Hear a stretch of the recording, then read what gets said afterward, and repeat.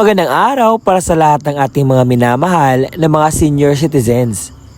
Mga lolo at lola, sa araw na ito ay maibabalita ko sa inyo dahil sa Abril 2, 2025 may magaganap po na pension release para sa lahat ng mga pensioner sa Social Pension for Indigent Pensioners.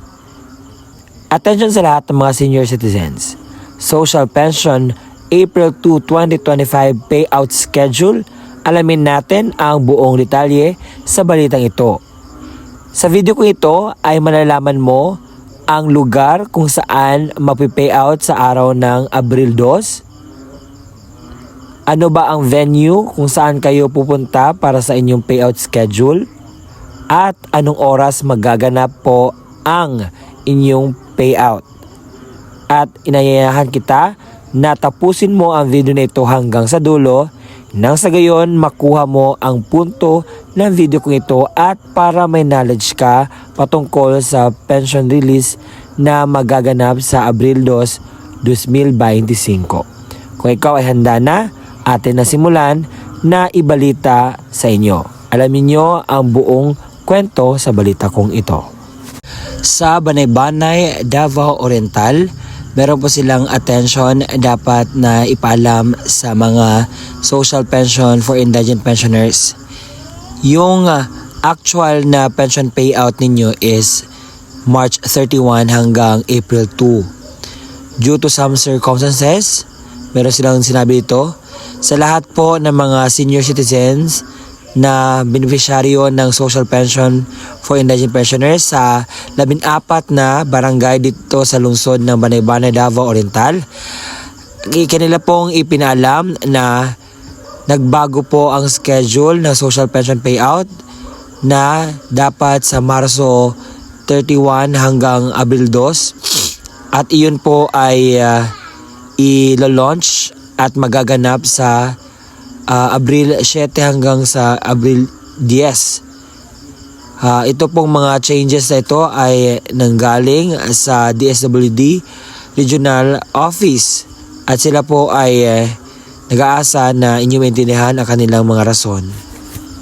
Sa Barangay Ula, Tugbok District, Davao City, ang inyo pong social pension payout ay magaganap po sa April 2, 2025, alas 9 ng umaga. Ang venue po ay sa Barangay Ula Hall, Session Hall.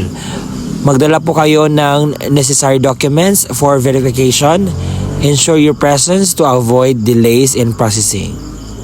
Sa Barangay Gimangpang, Usamis, ang inyo pong pension payout ay magaganap sa April 2, Wednesday. Ang oras po alas 8 ng umaga hanggang alas 12 ng tanghali. Ang inyo pong venue ay sa Gimangpang Covered Court. Sa Barangay Fatima, General Santos City, ang inyong pension payout ay magaganap sa April 2, alas 8 ng umaga. At saan po ba magaganap yung pension payout venue? Sa Senior Model Building beside sa OSCA office. So magdala lang po ng 1 photocopy ng iyong senior citizens ID. Sa Barangay Sentro, Kabatuan, Isabela, ang inyo pong pension payout ay sa April 2, 2025, alas 8 ng umaga. Ang inyong venue po ay sa Social Hall magaganap.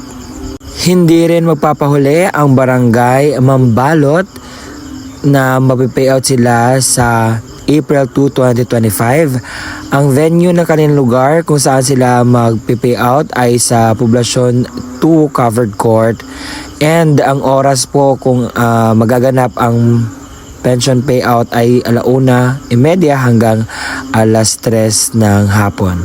So nakalagay na dito, ang amount is 3,000 each covering the period of first quarter from calendar year 2025. So magdala lang po kayo ng inyong senior citizen ID at 1 photocopy of your ID, colored and back to back.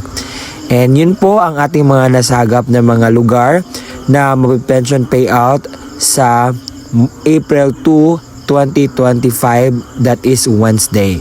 And I would like to congratulate sa lahat ng mga lugar at mga miyembro o mga pensyonado sa Social Pension for Indigent Pensioners na makatanggap ng ayuda Deserve nyo talaga po iyan dahil alam kong marami kayong pangailangan na dapat ninyong pagtuusan, no? And I'm very grateful na ibalita din sa inyo ang mga lugar. Gagamitin ko ang platform na ito para naman ipaalam sa inyo kung ano yung mga ganap sa mga social pensioners. So maraming salamat at see you again next time sa aking mga vlogs pa na informative at very helpful sa ating mga senior citizens. This is me, Roel Misotanyo. Don't forget to subscribe my YouTube channel. Bye-bye!